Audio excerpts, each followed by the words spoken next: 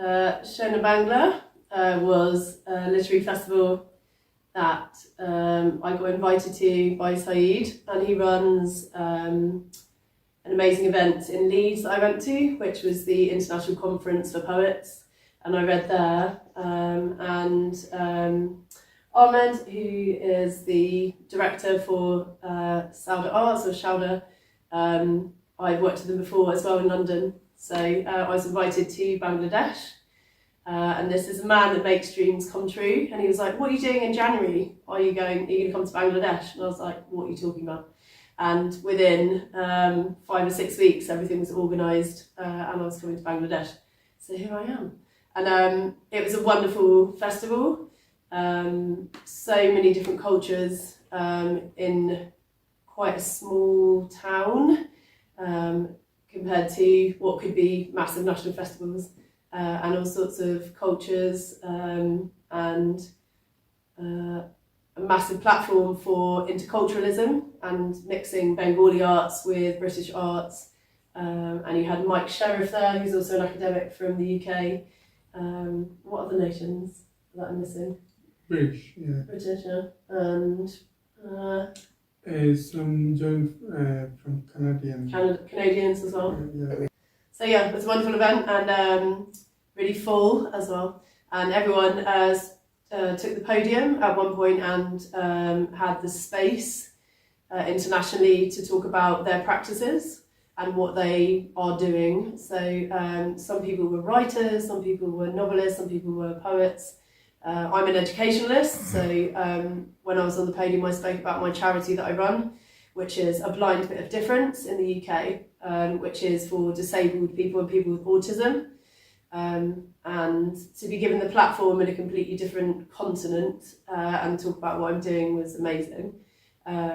So that's thanks to Saeed and the Sona Bangla Festival, and also Ahmed, who runs Sauda Arts, who I've worked with a lot in the UK. I think compared to the UK, with all the places I've been with Ahmed and the people I've met, like, "Oh, you're a poet," and it's like something that's really celebrated, and perhaps more so in the UK. And it's like a real, like you're a philosopher, or you have something to say, or you're thinking about something, or and in the UK I don't really feel it's the same, actually. The UK poetry scene is very different, whether it's cliques, so a scene that I was in my 20s, which I'm so disinterested in, or academics, which I'm also not interested in. So here it's like, you're a poet, you're like respected. And I was like, what, really? So completely different world, and it's for the right reasons here. As in, people are like, you're thinking, you're feeling, you're philosophical, you have something to give. And in the UK, there's a very different movement, I think, which is, it's not as pure as this. Like, this is very much celebrated for the right reasons. That's a very long answer. But it's very commercial. Here we go, that's it. It's very commercial in the UK right now. You like have your big performance artists and spoken word artists. So it's almost like pop music, actually, in the UK on the scene.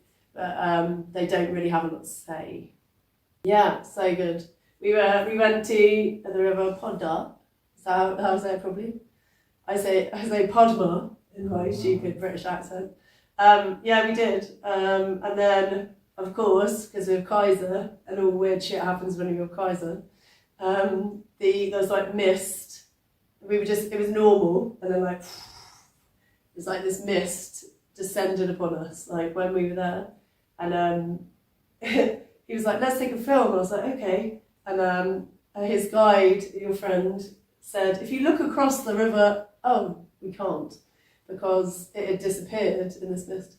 So I read a poem from my collection, and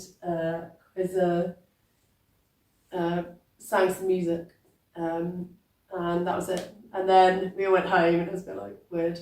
And then, a day passed, and I wrote a poem about the river and how weird it was arriving in a very foreign place.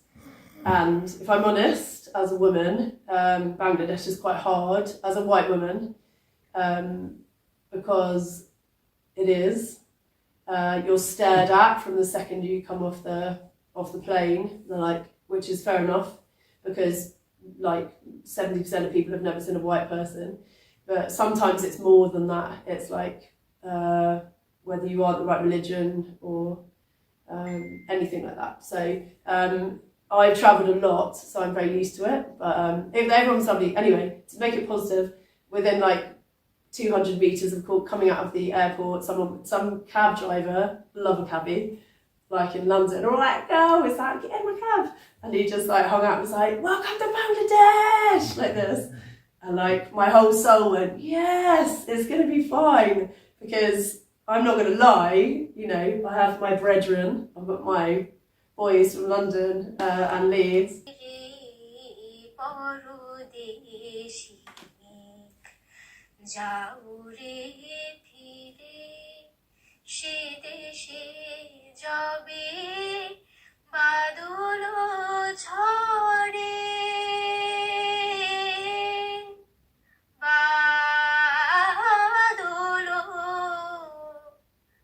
Is this your favourite?